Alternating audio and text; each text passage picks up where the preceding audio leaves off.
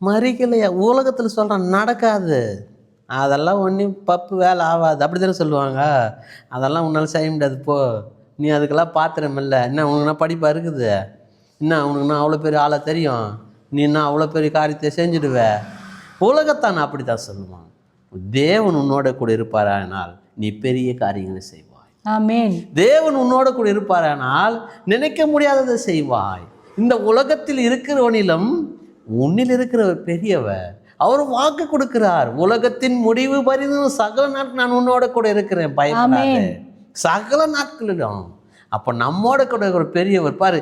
எல்லாமே சொல்கிறாங்க, அழுகுறாங்க, அங்கே எல்லாம் சந்தடி பண்ணின்னு எல்லாமே வந்துடுச்சு, சாவு வீட்டுக்கு வர வேண்டிய எல்லா காரியம் வந்துடுச்சு.